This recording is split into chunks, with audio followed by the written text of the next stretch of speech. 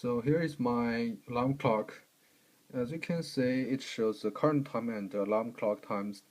So here I can set the current time to any time I want to say 21:33 and confirm and set the alarm clock time to 20:21:33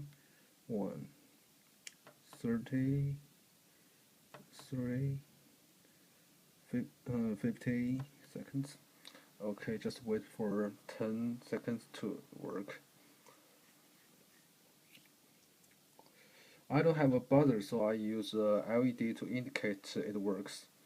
So as you can see, now the LED is blinking. Anytime and you touch anywhere on the screen will stop the LED from blinking. So now I touch it and the LED will not blink. So it means the buzzer will not work and the alarm clock has been disabled.